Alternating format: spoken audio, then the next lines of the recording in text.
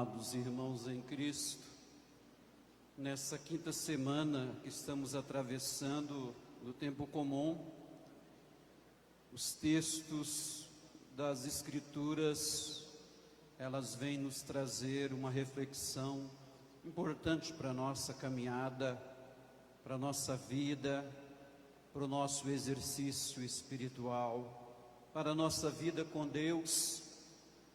E nós sabemos que nós não escapamos do sofrimento. Muitas vezes as pessoas dizem, a vida é um mar de lágrimas. A vida não é só um mar de lágrimas. Se nós formos por esse pensamento negacionista, nós estamos tirando de Deus toda a grande possibilidade dele querer que todos nós, seus filhos, sejamos felizes, mesmo que o mal nos atinja. O sofrimento faz parte da vida, ele é parte integral da vida. Nós não podemos afastar o sofrimento da vida, jamais, porque senão nós não teríamos uma espiritualidade vicejante, não teríamos uma espiritualidade forte, e nós não teríamos a fé se nós não conseguimos suportar o sofrimento.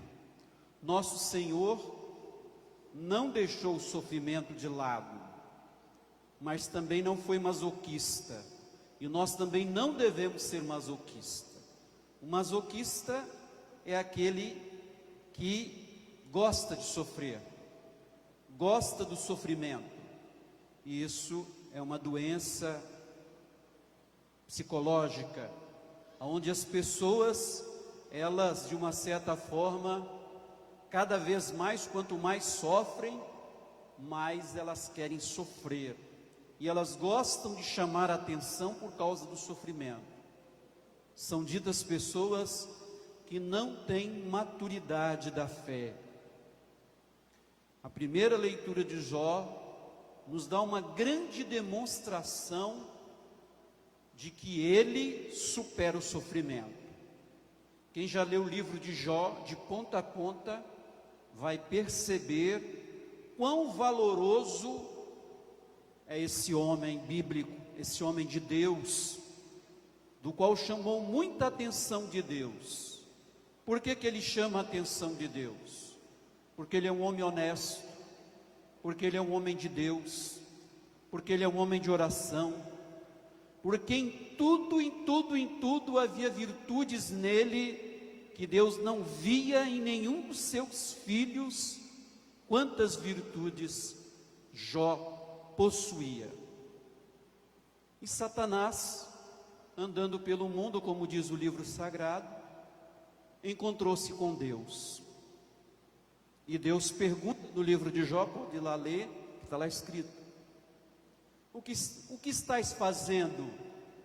Estou a andar pelo mundo para atentar os vossos filhos. E queira saber que se você tirar tudo de Jó, ele com certeza vai blasfemar contra vós. Tudo. Lembrem-se que Jó é um homem possuidor de muitos bens, saudável, com uma família maravilhosa, com tudo, como diz, perfeitamente, tudo aquilo que uma pessoa sonha de realizável e de realização. E ele diz para Satanás: uma coisa você não pode fazer contra Jó: tirar a sua vida, jamais. E justamente aconteceu isso. Jó, de um dia para o outro, perdeu tudo. Perdeu seus campos, perdeu seus animais, perdeu seus filhos, perdeu a riqueza, perdeu tudo. E ainda foi acometido por grandes doenças, como a lepra e tantas outras doenças que afligiram a Jó. Mas em todo esse desenrolar do livro, ele jamais confabula contra Deus ou maldiz a Deus. Pelo contrário, ele maldiz até o dia do seu nascimento. Ele maldiz a si próprio, mas jamais fala contra o Deus da vida. Jamais fala contra o Deus que te deu tudo e que também te tirou. E ele diz no final: bendito seja Deus, aquele que me deu e aquele que também me tirou. E Jó passa por essa situação e Satanás não consegue desvencilhar o coração de Jó perante Deus. E o que acontece, diz o livro, que ele recebeu o duplo, o triplo de tudo aquilo que ele tinha, foi restituído para ele de novo, foi dado para ele de novo. E ele foi um homem feliz, agraciado por Deus. Isso demonstra que o sofrimento faz parte da vida. Não que Deus fique lá como uma marionete, segurando aqueles bonecos. Nós não somos manipulados por Deus e Ele nem quer isso. Mas ao longo da nossa existência, do nosso caminhar, a enfermidade também faz parte da nossa vida. E quando a enfermidade ela vem, o que nos resta diante de Deus é nos posicionar, é nos deixar conduzir por Ele. E aí que a nossa fé se amadurece, a nossa fé toma cada vez mais rumo e se fortalece. Jesus, quando ia no Evangelho hoje nos dizendo que Ele cura a sogra de Pedro, por que que Ele cura? Por que que Ele salva? Por que que Ele liberta aquela mulher da enfermidade? Porque ela está com uma febre muito alta. Era uma pessoa idosa. Imagine você uma pessoa idosa no tempo de Jesus, largada, condicionada a viver afastada de todos, porque era uma pessoa de idade. E Jesus vai à casa de Simão e segura a mão dela. E quando segura as mãos dela, uma força toma conta dela e ela se levanta e começa a servir os seus discípulos e ele ali na casa de Simão. O que quer dizer isso? Que Jesus vem nos libertar das piores enfermidades que possam existir. Que nós não somos prisioneiros das enfermidades. Que Ele impõe suas mãos e cura. E diz o Evangelho que Ele expulsava os demônios. Pensem bem vocês, quando a gente fala de demônio, de diabo, na mentalidade da época de Jesus, quando uma pessoa tinha epilepsia é uma doença em que a pessoa é cometida de um problema psicológico e de um problema neurológico, aliás, e ela se bate no chão. Imagine vocês lá no tempo de Jesus, que a medicina não era avançada. Eles denominavam esse mal ao demônio, a um espírito, porque eles não conheciam a ciência, eles não conheciam as particularidades da doença. Quando uma pessoa era totalmente agitada por uma doença psíquica, ela era com certeza levada a ter o mal dentro de si. Mas Jesus liberta essa pessoa, porque Ele também nos liberta da enfermidade. Isso não quer dizer que o mal não existe, ou que o diabo, o demônio não existe. Claro que ele existe, sem dúvida. Mas é uma outra questão quando a gente fala de possessão demoníaca, ou quando a gente fala de exorcismo. Muito cuidado com essa palavra exorcismo. Coitado do padre Van Dyck, o pessoal chama ele de exorcista. Ele não é exorcista. Ele é um padre como qualquer outro. Queria dar uma bênção especial, e como outro padre qualquer dá uma bênção, e a pessoa se sente bem. Mas não que ele seja exorcista, ele não é exorcista. E aí a pessoa tem que entender muito bem da ciência da parapsicologia, da ciência da psicologia, porque quando corre fora desse patamar, dessas ciências, aí nós temos uma terceira causa, que aí nós chamamos de possessão demoníaca ou de demônio. O demônio sim existe, mas o demônio ele faz outras artes diante da humanidade. Vocês querem ver atitudes demoníacas, expressões do demônio? É só vocês verem no dia a dia, está cheio. Quando um pai prende um filho dentro de um barril e o amarra com correntes, junto com sua madrasta, isso é obra de quem? Do demônio, é claro.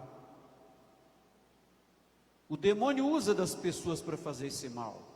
O mal de uma criança de 8 anos, de 9 anos, que não faz mal a ninguém, que é uma criança pura, de um coração puro, e a gente vê ela toda debilitada por causa da maldade humana.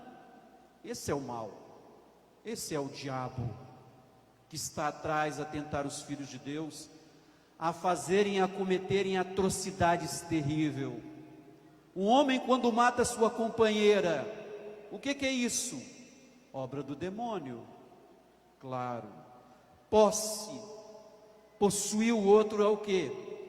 Obra do demônio. Quando uma pessoa está totalmente intencionada a cometer artroses terríveis, é obra de quem? É obra do demônio. Então nós temos que pensar muito bem, porque o que aconteceu com Jó? Obra de Satanás, que o deixou deplorável, deixou numa condição totalmente deplorável. Então Jesus cura, liberta, salva, porque Ele veio para isso. Ele não veio para dar saúde a quem tem saúde, não, porque você está saudável. Ele veio dar cura àquele que sofre, ao paralítico, ao surdo-mudo, ao hidrófilo, aqueles que estavam ali, que queriam encontrar libertação da sua enfermidade. Quem não quer ser liberto de uma enfermidade? A enfermidade é de Deus? Não. Vem de Deus? Não. Deus não permite mais daquilo que a gente não pode suportar. Não adianta a gente querer pegar a nossa cruz e passar para outra pessoa, jamais. A nossa cruz é feita na medida para a gente. Mas nós também podemos arranjar alguns sirineus para nos ajudar a carregar a cruz. Nem o próprio Filho de Deus se dizimiu de morrer, porque Ele queria enfrentar no seu corpo e na sua alma a dor do ser humano. Ele passou pela morte também, e nós também havemos de passar pela morte. Mas Deus não quer a dor, Deus não quer a morte, porque tudo vai ser transformado, porque tudo vai ser transformado num mundo novo, numa nova era. Então eu preciso compreender muitas vezes a doença na minha vida. Eu preciso entender muitas vezes o que Deus quer de mim.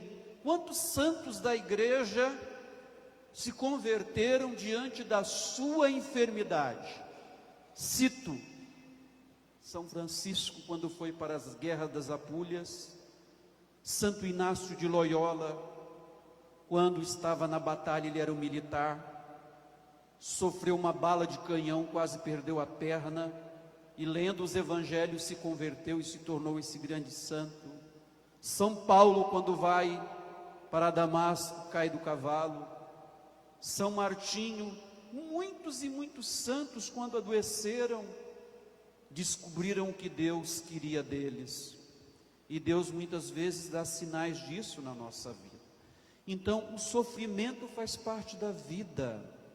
Nós temos que olhar o crucifixo de Jesus, contemplar o mistério do sofrimento, olhar para a cruz, olhar para Jesus crucificado e olhar que esse sofrimento faz parte da vida, que nós somos seres filhos de Deus, mas nós somos feitos de carne e osso, carregamos dentro de nós também certas enfermidades do espírito e da alma. Os cravos de Jesus atravessados nas mãos e nos seus pés, no seu lado, demonstram o sofrimento de amor e a sua compaixão pela humanidade. Então, o amor de Deus é muito grande por nós. E não vamos ficar vendo o diabo por aí não, porque o diabo não age sem a permissão. Ele não é poderoso mais do que Deus. Tem gente que vê diabo em tudo quanto é canto, infelizmente. Eu sou estudioso da demonologia, eu estudo muito, estudei muito, muito mesmo. Inclusive minha tese de pós-graduação é sobre o diabo. Mas eu sei que Jesus Cristo nos libertou da morte e do pecado. Dizia Frei Oswaldo, um franciscano, um homem de muita oração, ele dizia assim: meu filho, depois que Jesus ressuscitou, o diabo não tem muito poder sobre nós não. E é nessa frase que eu acredito, né? É nessa frase que eu confio. Então, o mal existe? Existe. O mal existe de que forma? Pessoas ruins, como aquele pai fez com aquele filho. Quando um pai bate numa criança até matar, como está cheio na sociedade. Quando acontece estupros, quando acontece mulheres nossas, grandes mulheres que são assassinadas pelos seus companheiros, isso são obras e atos de quem? Do diabo. O diabo está naquela pessoa que acomete isso. Aquela voz que vem no ouvido, que fala mata, faz isso, faz aquilo, mas normalmente são pessoas que não têm Deus na sua vida, que não têm Deus no seu coração, que não têm Deus na sua alma, que não vive da sua fé e se alimenta da sua fé. Quanto mais nos afastamos de Deus, mais o mal toma conta de nós. Quanto mais nos afastamos de Deus, mais o diabo tenta nos seduzir, tenta nos levar pelo caminho do mal. Por que aconteceu com Adão e Eva? Justamente isso, né? Tinham tudo, mas se acharam orgulhosos. O orgulho também mata. A falta de humildade também mata. Então, quanto mais nos afastamos de Deus, você pode ver por aí, quando as pessoas não procuram a Deus, elas tendem a se declinar, a procurar o caminho do mal, a procurar os malefícios, ao mal atingir essas pessoas, e aí começa a frequentar, a ir para outros caminhos, que são os caminhos da desgraça, que são os caminhos que vão levando a pessoa cada vez mais ao fundo do poço e do buraco. Que Deus nos ajude, que nós consigamos vencer as nossas enfermidades espirituais e físicas. Dia 11 é dia de Nossa Senhora de Lourdes, padroeira de todos os enfermos. A ela nós queremos nos dirigir e pedir saúde do corpo e também da alma. Em nome do Pai, do Filho e do Espírito Santo. Amém.